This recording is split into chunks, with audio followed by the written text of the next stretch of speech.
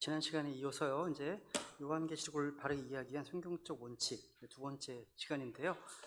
지난 시간에 우리는 세 가지를 살펴봤습니다. 우선 디모데후서 2장 15절 한번 읽고 지나가겠습니다. 같이 시작. 오늘은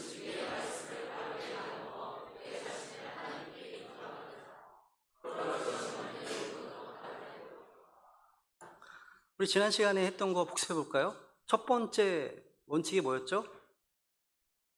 네, 보시고 하셔야 되죠. 보시고 하셔야 됩니다. 네, 성경은 기록된 그대로 사실이라는 원칙이죠. 그죠? 두 번째, 말씀을 바르게 나누어 공부하라는 거죠. 세 번째, 영적인 것으로 비교하라. 여기까지 했습니다. 여러분, 모든 성경이 우리를 위해 주신 것이지만 모든 구절이 교리적으로 우리에게 적용된 건 아니죠. 그죠? 그러니까 경륜에 따라서 시대와 대상 또 교리적 영적 적용을 다 분별해야 한다는 겁니다. 성경은 스스로 해석합니다. 어떤 단어의 의미나 개념도 성경 안에 다른 구절들을 통해서 해석돼야 됩니다. 그러니까 성경 자체가 최고의 사전이고 최고의 주석서라고 할 수 있습니다. 그렇죠? 네 번째부터 시작하겠습니다. 네 번째, 반복되는 역사는 예언 해석의 열쇠라는 원칙입니다. 전도서 3장 15절부터 볼까요? 오늘은 2분단부터 가겠습니다. 3장 15절. 지금까지 있던 것이 지금 있으며 앞으로 있을 것도 이미 있었나니 하나님은 이미 지나간 것을 요구하시느니라. 여러분, 요한계시록은요, 미래의 일을 다루는 예언서입니다. 우리가 아직 적지 않은 미래의 사건을 다루고 있죠. 그런데 하나님께서는 우리로 하여금 그 미래를요, 아무런 근거 없이 어떤 추측으로 풀게 하지 않으셨습니다.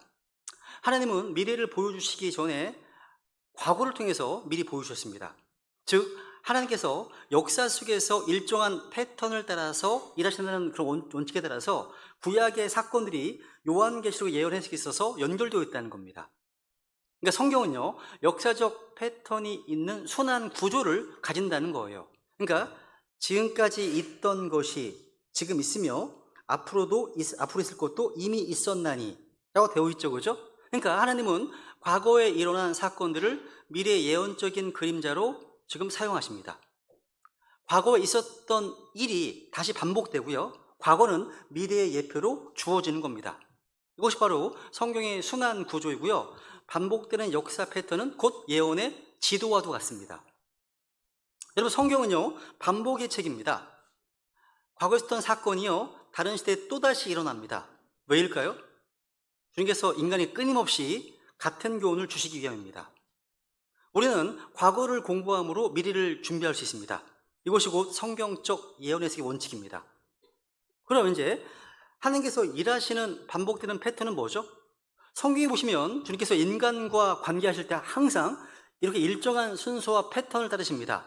이것은 아담의 시대부터 지금까지 이스라엘에게도 또 이방인 민족에게도 또 오늘날의 교회에게 동일하게 적용됩니다. 하나님께서 인간과 관계를 맺으실 때는 언제나 같은 순서를 따르십니다. 하나님께서 먼저 계시하시죠? 말씀하십니다. 복을 주시고 기회를 주십니다. 예를 들어서 에덴 동산의 아담에게, 또 모세 시대 이스라엘에게, 사도행전 초대 교회에 은혜와 계시를 주십니다. 그런데 항상 인간이 그 계시에 거역하고 또 반역을 하죠. 타락합니다. 인간은 하나님의 말씀을 잊고 자기 뜻대로 살며 죄에 빠집니다.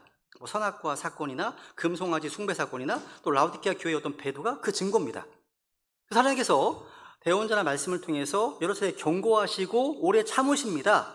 그래도 인간이 계속해서 듣지 않으면 하나님은 심판으로 응답하십니다. 그죠? 그래서 노아의 홍수가 있었고 바벨론 포로가 있었고 계시록의 대환란이 있는 겁니다.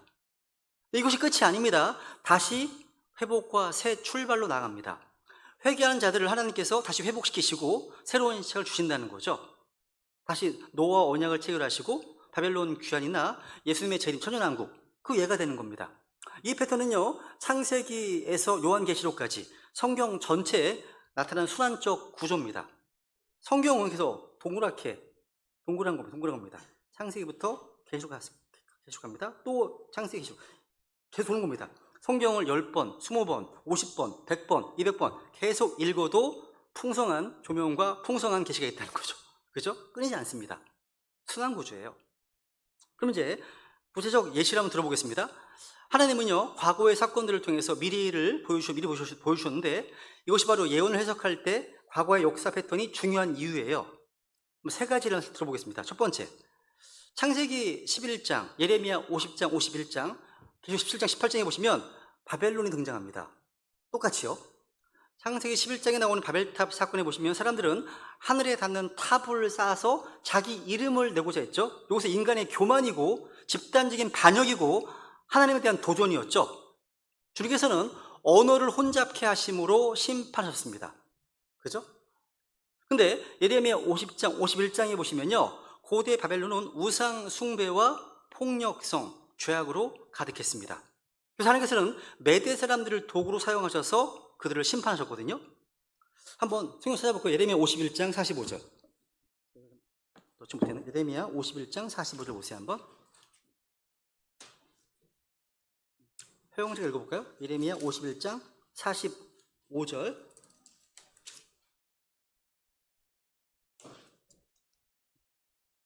백성아, 너희는 그녀의 한가운데서 나와 너희 각 사람이 주의 맹렬한 분노로부터 자기 혼을 구출하라.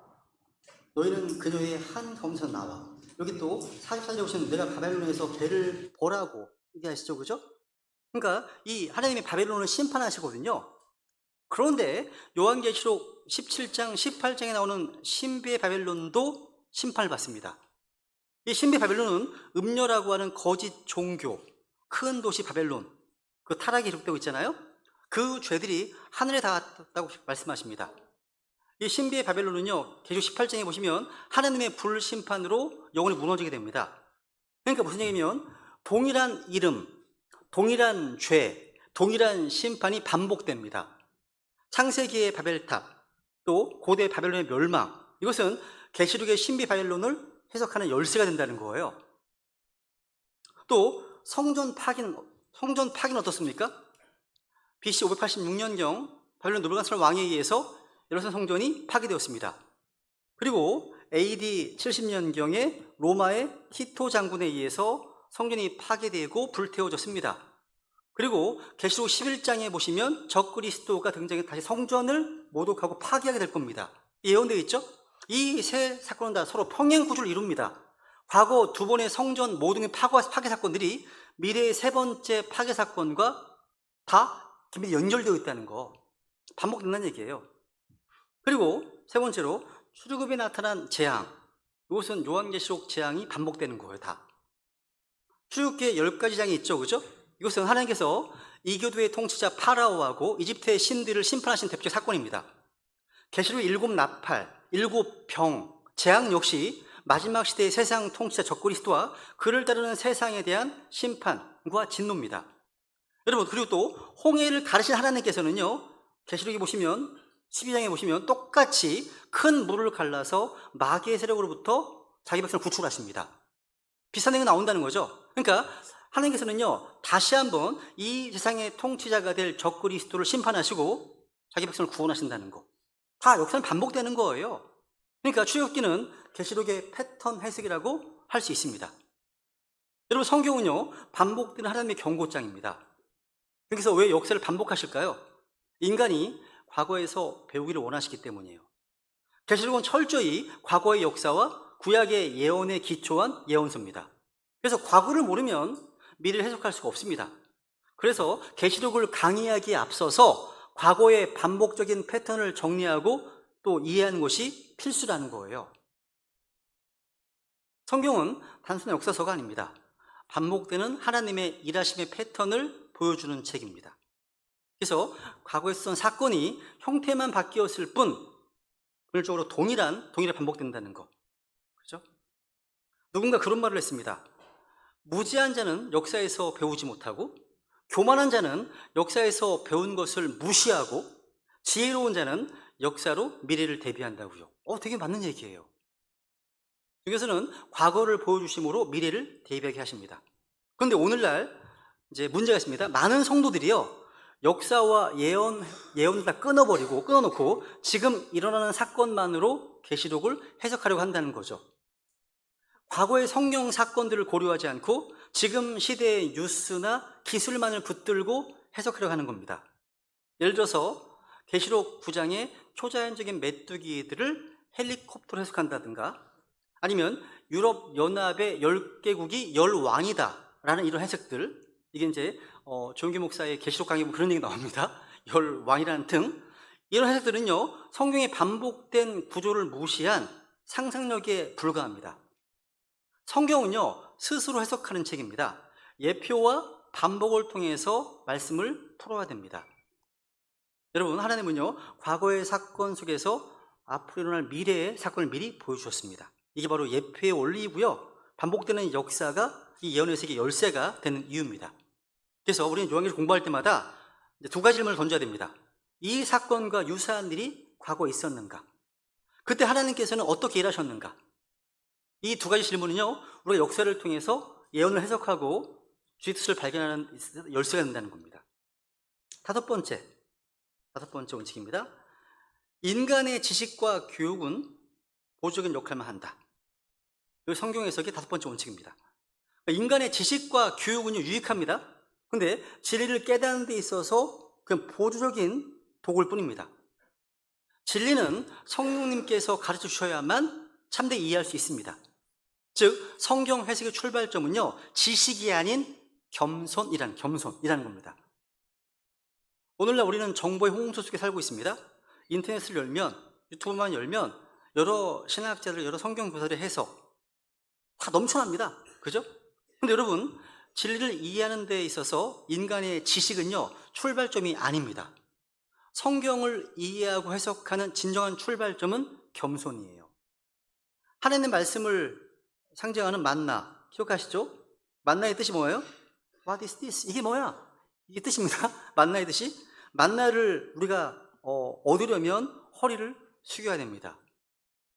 허리를 숙이지 않고 만나를 주울 수가 없죠. 그죠? 마찬가지입니다. 하나님의 말씀을 우리가 취하려면 겸손해야 됩니다. 겸손하지 않으면 하나님의 말씀을 통해서 풍성한 어떤 명초를 깨달을 수가 없습니다. 여러분, 그러니까 우리가 성경을 읽을 때 하나님 저는 모릅니다. 주님께서 가르쳐 주셔야만 알 수가 있습니다. 이런 자세가 필요하다는 거예요. 특히 요한계시록과 같이 예언서를 다룰 때는요 지식보다 더 본질적인 게 뭡니까? 주님 앞에 겸손히 배우려는 마음, 그리고 성령님의 조명하심이라는 겁니다. 조명하심. 창세기 40장 8절 읽어볼까요? 그들이 그에게 이르되 우리가 꿈을 꾸었으나 그것은 해석할 바가 없도다 하거늘 요셉이 그들에게 이르되 해석은 하나님께 속한 일이 아니니까 청하건대 내게 그 꿈들을 구하소서 하니라. 파라오의 꿈과 관련돼서 요셉이 고백합니다. 해석은 하나님께 속한 일이 아니니까. 따라해볼까요? 해석은 하나님께 속한 일이 아니니까. 요셉은요 자신이 아니라 해석은 하나님께 속했다 이렇게 고백했습니다. 이건 진리예요. 진리입니다. 성경의 진정한 해석은 인간의 머리에서 나오는 게 아니라 하나님의 영으로부터 나오는 겁니다. 물론 교육은요 도움이 될 수 있습니다. 하나님 우리의 지성을 무시하지 않으십니다. 성경을 읽기 위해서 글자를 배우고 성경 단어의 뜻을 정확히 이해하기 위해서 사전을 찾고 역사적 또 문맥적 배경 지식을 알기 역사책을 참고하는 것은 유익하고 필요합니다. 근데 그 모든 배움은요 진리에 이르기 위한 도구일 뿐 목적이 아닙니다. 중요한 것은 지식이 많다고 해서 진리를 깨닫는 것이 아니라는 사실입니다. 고린도서 2장 14절. 본성에 속한 사람은 하나님의 영의 것들을 받아들이지 아니하나니 그것들이 그에게는 어리석은 것이니라. 또 그가 그것들을 알 수도 없나니 이는 그것들이 영적으로 분별되기 때문입니다. 성경에는 세 가지 부류의 사람이 있죠. 본성에 속한 사람, 내추럴 맨, 구원받지 않은 사람입니다. 그죠? 또 누가 있습니까? 육신적인 사람이 있습니다. 구원받았다고 하지만 육신대로 행하는 사람이 있죠. 그죠? 그 다음에 영적인 사람이 있습니다. 성령님의 지배와 통제를 받는 사람이 있죠. 세 부류가 있습니다. 여기 본성 사람은 구원받지 않은 사람입니다. 구원받지 않은 사람은요 아무리 이 사람이 신학 박사학위를 몇 개 갖고 있다 하더라도 성경을 이해할 수 없습니다. 알 수가 없습니다. 그죠? 그러니까 요한계시록을 바르게 이해하려면 지적 능력이나 어떤 학위가 아니라 뭐가 필요한 겁니까? 하나님의 영, 성령님의 조명하심이 필요합니다. 그렇지 않으면 성경을 이상하게 해석하고 또 비유로 보거나 이 말씀이 또 어리석게 들리고 믿을 수 없는 책처럼 보인다는 겁니다. 성령께서 눈을 열어주지 않으시면 아무리 똑똑한 사람도 성경을 이해할 수 없습니다. 어떤 분들은요, 헬라어의 문법, 고대 근동 문화, 또 사본학에 빠져서 성경보다 학자들의 말을 더 신뢰하기도 합니다. 근데 베드로서 1장에 보시면요, 성경의 예언은 어떤 사적인 해석이 나온 것이 아니다 말씀하십니다. 사람들이요, 자기의 관점에서 해석하는 것, 이것이 바로 사적인 해석입니다. 여러분, 진리는 지적 논리의 산물이 아닙니다. 하나님의 계시와 성령님의 조명하심으로 깨달아야 하는 것입니다. 성령님의 조명하심만이 참된 깨달음을 가져옵니다. 주님께서는 부활하신 후에 엠마오라는 제자들에게 성경을 풀어 설명하셨습니다. 그런데 이렇게 말씀하시죠. 중요한 구절 나오죠. 누가복음 24장 31절. 하겠습니다. 누가복음 24장 31절.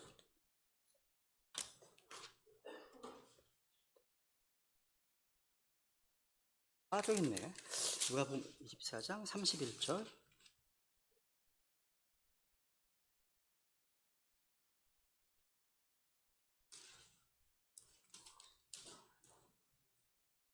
네, 읽어보세요. 네.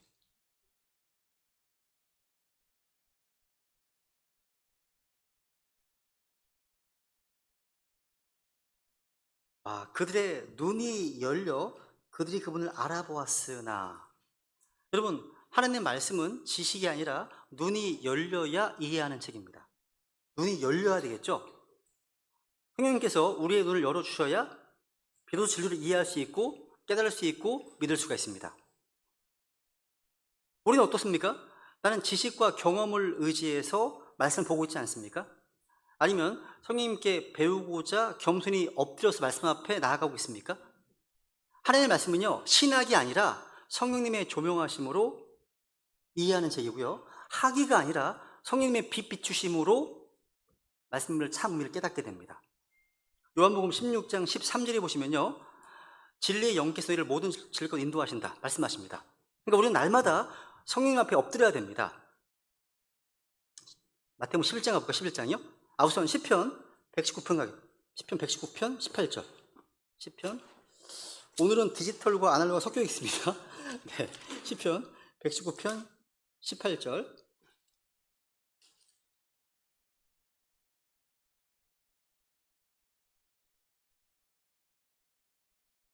내 눈을 여사 주의 법에서 나오는 놀라운 것들을 내가 보게 하소서. 우리가 기도해야 될 제목입니다. 주께서 내 눈을 열어주시기를 기도하는 겁니다. 그죠? 여러분, 다시 말씀드리면 지식은 도구이지 진리 열쇠가 아닙니다. 오늘 우리는 학문과 정보의 시대에 살고 있습니다. 검색만 하면요, 수많은 주석과 해설서들이 쏟아집니다. 원어 성경까지 누구나 접근할 수 있습니다.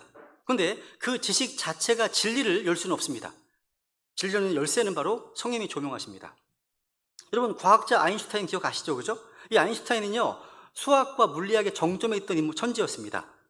근데 이 아인슈타인은 자신의 지성을요, 하나님보다 더 신뢰했습니다. 죽기 전에 한 루터교 목사로부터 복음을 들었습니다. 아인슈타인이 들었습니다. 이렇게 반응했어요. 나는 수학 외의 신은 믿지 않는다고요. 불쌍한 거죠. 그 천재적 지성은 결국 자기 혼을 구원하지 못했습니다. 오히려 그를 하나님의 진리로부터 멀어지게 했다는 거죠. 여러분, 교육은 도구일 뿐 근거가 아닙니다. 교육은요, 성경을 더 풍성히 이해하도록 도와주는 지도일 수 있습니다. 하지만 그 방향은 성령께서만 정확히 인도할 수 있습니다. 교육은 유익하지만 성령님의 조명하심 없이는 진리를 놓치게 됩니다. 예를 들어서 여러분, 컴퓨터로 성경 검색을 하고요, 히브리어, 그리스 단어를 또 공부하고 시대적 배경을 이해하는 것 유익할 수 있습니다. 그런데 만약에 성령님의 인도하심과 조명하심 없이 그런 지식만 의지하면 성경을 머리로는 배워도 마음으로는 진리를 놓치게 됩니다. 성경은 단순히 어떤 정보가 아닙니다. 영적인 책이에요. 계시식이기 때문입니다. 그래서 요셉은 해석은 하나님께 속한 것이다 이렇게 고백한 것입니다. 여러분, 하나님의 방식은요, 겸손한 자에게 진리를 계시하시는 겁니다. 우리 주께서 이렇게 말씀하셨죠? 11장 25절입니다. 11장 25절. 그때 예수님께서 응답하여 이르시되 오 하늘과 땅의 주 주이신 아버지여, 아버지께서 이것들을 지혜롭고 분별있는 자들에게는 숨기시고 아기들에게는 드러내셨사오니 감사하나이다. 하나님께서 조명하시고 계시를 주시는 자가 누굽니까? 스스로 난 지혜롭고 분별 있는 자야 라고 하는 자들에게는 숨기십니다. 아기들에게는 드러내시네요. 여러분이 성경을 읽으실 거 아니에요? 매일매일, 그죠? 읽으실 때 이 말씀이 잘 안 들어와. 그럼 내 내적인 상태를 체크해 보셔야 되겠죠. 내가 지금 아기 같은 겸손함이 있는가? 아니면 자기의 지식과 정보에 의지하고 있지 않은가? 교만하지 않은가? 하나님의 말씀이요, 큰 은혜로 임하게 되면, 그러니까 특히 그때가 언제냐면 마음이 되게 낮아져 있을 때예요. 낮아져 있는 만큼 하나님의 은혜가 크게 임합니다. 근데 말씀은 검은색 글자고 흰색 이거밖에 안 보인다. 그러면 마음에 뭐 문제가 있는 거예요, 지금. 그렇죠? 하나님은요, 겸손한 자에게 진리를 조명해 주시고 교만한 자의 지식은 아무 쓸모도 없게 만드십니다. 여러분 그거 보시지 않습니까? 종종 글을 읽을 줄 모르는 시골의 할머니가 박사 학위를 가진 교수보다 복음을 더 깊이 이해하고 있다는 사실. 그러면 더 주님을 또 사랑한다는 거, 그 이유가 여기에 있는 겁니다. 여기 있는 겁니다. 하나님은 겸손한 자에게 은혜를 주시기 때문입니다.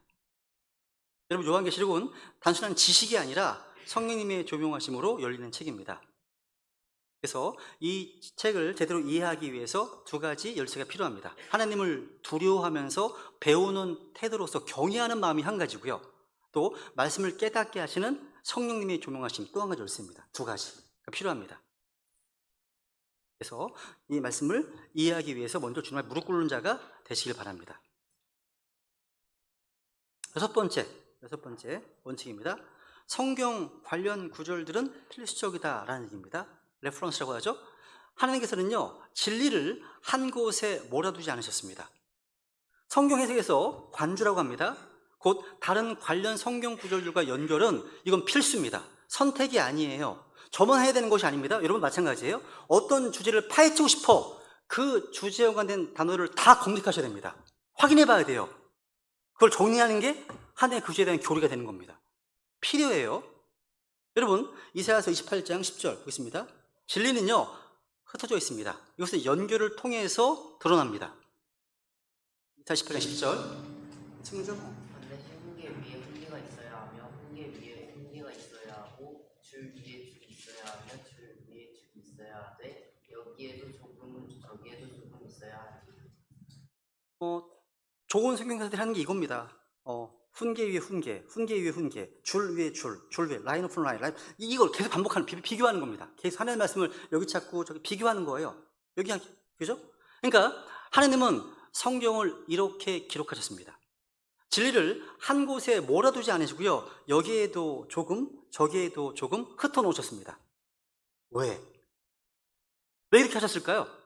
진리는요, 게으른 자에게 결코 주어지지 않기 때문입니다. 진리는요, 성경 전체에 흩어져 있습니다. 하나님의 뜻은 성경 66권 전체를 통해서 계시됩니다. 주께서는요, 이 성경을 금광처럼 숨겨놓으셨고 열심히 찾는 자에게만 진리의 광맥을 열어주십니다. 잠언 2장 해볼까요? 2장? 한 번씩 읽고 한 번씩. 네. 은혜를 구하는 것 같이 그것을 구하고 감추어진 보화들을 찾는 것 같이 그것을 찾으며 그때 주 두려워하는 것을 깨닫고 하나님 아는 것을 발견하니. 이런 마음으로 감춰진 보화들을 찾는 것 같이, 얘 보화라면, 이게 은이라면 여러분 엄청 열심히 눈에 찾지 않겠습니까? 그죠? 그런 자세로, 그죠? 그러면 주 도량을 깨닫고 하나님을 발견한다 라고 말씀하십니다. 그러니까 이 관주를 통해서 성경은 해석됩니다. 여러분 성경 관주가 왜 중요할까요? 제가요 킹제임스 성경을 이제 알기 전, 그러니까 1992년도에 구원을 받고 나서 제가 처음 이제 봤던 성경이 함으로 된 관주 성경이었습니다. 가로로 읽는 거, 세로로 읽는 거, 세로로 읽는 한문으로 된 성경이었거든요. 근데 그때 제가 성경을 너무 알고 싶어서 제가 한 게 뭔지 아십니까? 창세기부터 계시록까지 고시원에 앉아가지고 관주를 다 찾아본 거였어요.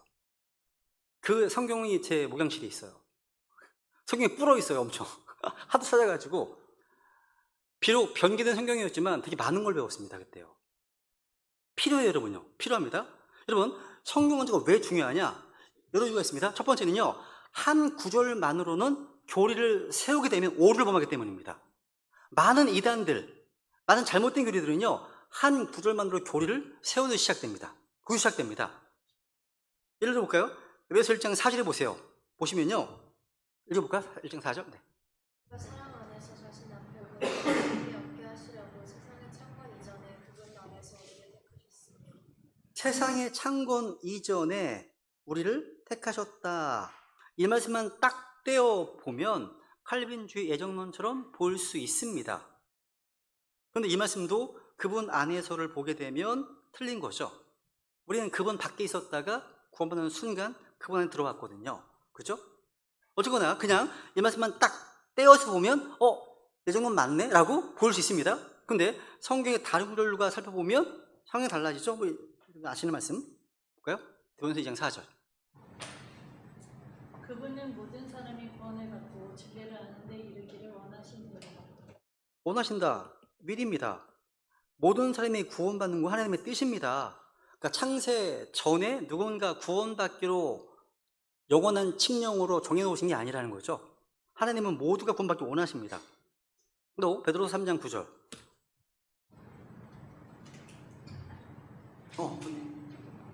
주께서는 자신의 약속에 대해 어떤 사람들이 더디다고 생각하는 것 같이 더디지 아니하시며 오직 우리를 향하여 오래 참으사 아무도 멸망하지 아니하고 모두 회개에 이르기를 원하시느니라. 아멘. 하나님은요, 아무도 멸망하지 아니하고 모두가 다 회개에 이르기를 원하신다 말씀하시네요. 그러니까 이런 말씀들과 함께 봐야만 바른 교리가 세워지는 겁니다.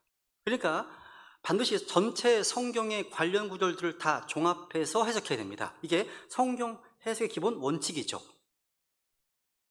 둘째로 주제별 관련 구절들은요, 교리의 뼈대를 세우기 때문입니다. 성경은요, 주제별 백과사전이 아닙니다. 예를 들어서 에인젤, 천사, 이 천사라는 주제를 성경적으로 이해하려고 해도 한 장만 읽어서는 불가능합니다. 창세기 19장, 소돔에 나타난 두 천사, 다니엘 10장, 가브리엘, 미가엘 같은 선사장, 또 마태복음 28장, 또 계시록 12장, 이런 것들을 다 모아야 진정한 천사의 교리가 세워지는 거죠. 그러니까 주제별로 레퍼런스를 정리하는 것은 단순한 정보 정리가 아니라 교리의 골격을 형성하는 작업이라는 거죠. 중요합니다. 또한 계시록은요, 특히 구약 성경의 레퍼런스 없이는 해석이 불가능합니다. 요한 계시록은 신약이지만 그 내용의 약 70% 이상의 내용은 구약과 직접 연결되어 있습니다. 계시록 13장의 짐승, 이것은요, 다니엘서에 나오는 짐승과 연관되어 있습니다. 계시록 11장의 두 증인은 스가랴서 4장에 나온 두 올리브 나무와 연관되어 있습니다. 계시록 6장의 검정색 말은 스가랴서 6장의 검은 병과 연관되어 있습니다. 그러니까 구약 성경을 모르면 계시록은 자기 마음대로 해석하게 됩니다. 여러분, 성경의 한 구절로만 어떤 교리를 주장하는 것은 위험해요. 오늘날 이렇게 얘기하는 사람이 있습니다. 나는 이 구절 한 구절만으로 충분합니다 라고 말하는 사람이 있습니다. 실제로 많은 이단들은요, 한두 구절에 집착합니다. 이 말씀 하나면 충분하다는 거죠. 근데 하나님은요, 그런 방식으로 진리를 확증하지 않으셨습니다. 하나님의 방식이 이겁니다. 신명기 19장에 보시면요, 15절. 어떤 사람이 죄를 짓는 때에 한 증인이 일어나서 어떤 불법이나 죄에 대해 그 사람을 배석하지 말며 두 증인의 입의 증언으로나 세 증인의 입의 증언으로 그 문제를 확정할 것입니다. 와, 아멘. 보세요. 두 증인의 입의 증언, 그러나 세 증인의 입의 증언으로 그 문제를 확정할 것이다 말씀하시죠. 여러분, 하나님의 원칙은 언제나 복수의 증언, 다수의 확증입니다. 한 사람이 아니라, 그죠? 그러니까 하나의 구절만으로 교리를 세우는 것은 사적인 해석이고요, 참조 구절들과 항상 비교 검토해야 됩니다. 다. 그래야만 균형을 잡을 수가 있습니다. 이렇게 성경의 관주들, 참조 구절들은 필수적입니다. 왜? 진리는 흩어져 있고 해석은 반복을 통해서 확증되고요, 또 교리는 성경 전체를 통해서 균형을 얻게 되기 때문입니다. 말씀은 말씀으로 해석되어야 되고요, 이 레퍼런스들은 진리를 밝히는 열쇠가 됩니다. 그래서 우리 항상 성경 공부할 때 물어봐야 됩니다. 이 말씀과 연결된 다른 말씀들은 어디에 있는지, 다른 성경은 이 말씀 어떻게 설명하고 있는지 물어보시라는 거죠. 그죠? 그래야 성경 전체를 이렇게 찾아가는 자에게 하나님은 감추인 보화를 허락하신다는 것. 고린도서에서도 두세 증인의 입으로 모든 말이 확증되리라. 두세 증인 말씀하고 있죠. 아직 7번째입니다. 7번째. 사람보다 하나님을 신뢰하십시오. 당연하죠, 그죠? 로마서 3장 4절. 결코 그럴 수 없느니라. 참으로 하나님은 진실하시되 사람은 다 거짓말쟁이라 할지어다. 주의 말씀하신 것에서 의롭게 되시고 판단받으실 때에 이기시리라 함과 같으니라. 아멘. 보세요. 참으로 하나님은 진실하시되 사람은 다 거짓말쟁이라 할지어다. 사람은 다. 옆 사람 얘기해 보세요. 거짓말쟁이시군요. 이거 진리예요, 진리. 진리입니다. 사람은 다 거짓말쟁이 말씀하시잖아요. 하나님은 진실하시되 하나님만. 그러니까 이 말씀은요 아주 분명하고 절대적인 진리를 선언합니다. 하나님만 진실하십니다. 그렇다면 사람의 말은 언제든지 오류가 있을 수 있다는 말이죠.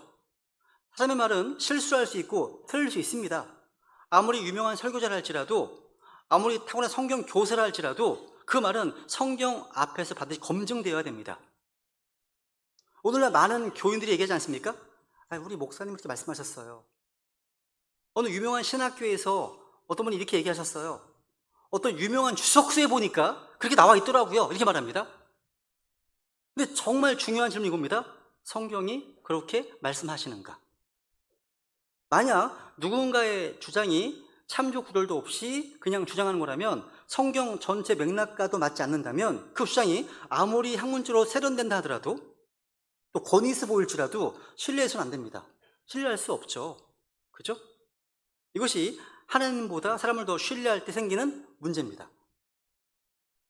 여러분, 에베소교회는 왜 주님 칭찬을 받았습니까? 계속 2장에 보세요. 2장 보시면 거기 에베소교회는 주님께 칭찬을 받은 게 이겁니다. 계속 2장 2절.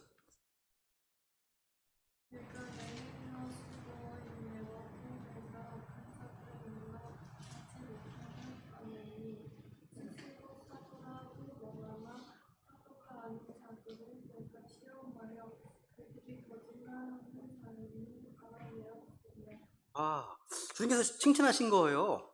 그러니까 에베소 교회 성도들은요, 누군가 나는 사도다라고 주장하는 말을 들었을 때 그냥 수용한 게 아닙니다. 그 주장을 검증했습니다. 사도라면 사도의 자격과 관련돼서 성경으로 증명해 보이라는 태도를 가졌습니다. 말만 하지 말고 하나님의 말씀으로 증명하라는 것이죠. 그 결과 거짓 사도를 드러내고 주님으로부터 칭찬을 받은 교회가 되었습니다. 한마디로 맹목적 신뢰는 위험합니다. 특히 한 명이 쓴 책들만 믿고 신뢰하는 것도 위험할 수 있습니다. 하나님은 그 한 사람에게 다 주지 않으시거든요. 제가 그랬거든요. 제가 킹제임스 성경을 알고 나서요, 처음에 이제 피터 러커 목사님 통해서 많은 것도 배웠습니다. 많이 배우고 또 그렇죠? 그런데 성경 신자들 가운데는 탁월한 성경사들 되게 많더라고요. 너무 많더라고요. 그래서 책을 주문해서 읽다 보니까 아니 같은 주제인데 너무 달라요, 견해가. 그런데 둘 다 설득이 돼, 내 안에서. 어떻게 하지? 어떻게 하지? 이게 막 나오기 시작하니까 그때부터는 그냥 고개가 숙여지는 거 있죠. 하나님의 말씀은 정말 헤아릴 수 없이 광대하구나. 근데 하나의 어떤 부류의 책만 읽으면 이 내용과 다르면 다 정죄합니다. 판단합니다. 지적합니다. 왜? 그것만 봤기 때문에. 근데 양쪽을 다 보면 좀 여유가 생겨요. 그렇게 보시는군요. 이런 것도 있습니다. 가끔 그런 얘기 하셨습니까? 저는 신문을 보더라도 조선일보, 중앙일보, 동아일보만 보는 게 아니라고. 한겨레 신문도 보고 경향신문도 보고 같이 본다고요. 왜? 같은 사안을 다르게 봐, 너무. 그래서 이걸 이해하고 있으면 이쪽에 계신 분들하고 얘기할 때는 복음 전하기 위해서 이 얘기를 합니다. 그러면 같은 편이구나. 마음을 열어요. 그것도 복음 전하고. 그러니까 여러분, 어떤 주장이나 어떤 교리에 있어서요, 여러 사람들의 어떤 교리를, 그러니까 물론 이 여러 사람들은 하나님의 사람들 얘기를 하는 겁니다. 이런 사람들의 어떤 책을 읽게 되면 되게 고개가 숙여져요. 겸손해집니다. 그러니까 맹목적인 누구 한 사람에게 신뢰하는 것, 이건 위험합니다. 위험할 수 있습니다. 우리는 사람의 말보다 성경 말씀을 기준으로 삼아야 됩니다. 그러니까 누가 말하든 그 사람이 얼마나 유명하든 오직 성경으로 검증하셔야 됩니다. 그래서 우리는 많이 쓰지 않습니까? 믿음과 실행에서의 최종 권위가 누굽니까? 설교자입니까? 주석가입니까? 아닙니다. 하나님의 말씀 성경입니다. 성경이에요. 이 기준을 붙드는 교회와 성도는 마지막 때에도 진리 위에 굳건히 서게 될 것입니다. 오늘날 수많은 이단들이 왜 생길까요? 말씀보다 사람을 더 신뢰하기 때문입니다. 특정 인물의 말에 맹신을 하고요, 특정 교단의 전통에 무조건 순종하고 하나님의 말씀보다 어떤 유명한 사람의 말에 더 권위를 두기 때문입니다. 근데 우리는 기억해야 됩니다. 말씀은 사람을 판단하지만 사람은 말씀 판단할 수 없습니다. 모든 해석, 모든 주장은 반드시 성경에 의해 검증되어야 됩니다. 모든 해석의 최종 권위는 사람이 아닙니다. 교단도 아닙니다. 성경입니다. 사도행 17장 읽어볼까요? 10장? 17장? 17장 11절. 이들은 데살로니가에 있던 자들보다 더 고귀하여 온전히 준비된 마음으로 말씀을 받아들이고 그것들이 그러한가 하여 날마다 성경 기록들을 탐구하므로. 이들이 누굽니까? 베리아 사람들. 베리아 사람들입니다. 우리나라는 베리아 그 교회가 이단이잖아요. 김기동 베리아 이단입니다. 그 베리아가 아닙니다. 성경에 나오는 베리아를 얘기하는 겁니다. 이 베리아 사람들은 하나님 음식이 더 고귀하도 노블, 아주 고귀하도 말씀하십니다. 왜? 온전히 준비된 마음으로 말씀을 받아들이고, 그러니까 말씀을 받는 태도와 자세가 훌륭합니다. 그리고 그것들이 그러한가 하여 날마다 성경 기록들을 탐구하기 때문에 칭찬 들었습니다. 그러니까 바울과 같은 하나님의 사람의 말씀을 선포한다 하더라도 그것들이 그러한가 하여 날마다 성경 기록을 탐구했습니다. 칭찬받은 겁니다, 이게요. 물론 우리는 좋은 설교자를 통해서 말씀을 듣고 좋은 신앙 적들을 통해서 도움받을 수 있습니다. 근데 그 모든 것은 성경 말씀 아래 있어야 됩니다. 당연하죠, 그죠? 우리는 요한 계시록과 관련된 많은 주장들을 해석을 보게 됩니다. 누군가 나는 계시를 받았다, 나만이 요한 계시록을 바르게 해석할 수 있다, 많은 사람들을 미혹하고 합니다. 특히 신천지, 이만희 라는 분이 얘기합니다. 계시록의 해석자는 자기밖에 없대요. 자기만이 계시록을 해석할 수 있답니다. 속는 거죠. 보통이요, 자기만이, 자기 교회만이 이런 말 쓰잖아요. 조심하셔야 됩니다. 조심하셔야 돼요, 진짜요. 자기 교회만이, 자기만이 뭐 계시를 받았다? 조심해야 됩니다. 하나님은 한 사람에게 하나의 교회만 주시는 게 아닙니다. 그죠? 그래서 우리는 그럴 때 이렇게 선언합니다. 나는 사람의 말이 아니라 하나님의 말씀을 따르겠습니다. 하나님은 참되시고요, 하나님의 말씀은 진리이기 때문에, 사람은 다 거짓말쟁이이기 때문에 성경이 옳고 사람은 언제나 검증돼야 한다고 얘기해야 됩니다. 설교자나 성경 교사는 유익한 도구가 될 수 있습니다. 좋은 책들, 좋은 수석서, 교리 이런 것들은 성경 일을 도와줄 수 있습니다. 하지만 그 누구도 성경 위에 설 수는 없습니다. 꼭 기억하십시오. 성경이 옳습니다. 성경이 진리입니다. 하나님만 참되십니다. 사람은 언제나 검증받아야 될 그런 죄인들입니다. 그래서 이제 말씀 마무리하겠습니다. 마지막 읽어볼까요? 한 말씀? 같이 읽어볼까요? 시작! 주의 말씀은 내 발의 등불이요 내 길의 빛이니이다. 한번 이제 성경에서 7가지 원칙 한번 다시 정리해 보겠습니다. 첫 번째 뭐라고요? 노트에 적은 거 보시면서 하셔야 됩니다. 1번, 성경 기록된 대로 사실이다. 2번, 3번, 4번, 열쇠이다. 5번, 지식과 교육은 보조적 교일 뿐이다. 6번, 필수적이다. 7번, 다음에 성경 퀴즈 할 때 낼 겁니다. 제가 주관식으로 팀별로 할 때 이거 이기는 거예요. 네, 기도하겠습니다.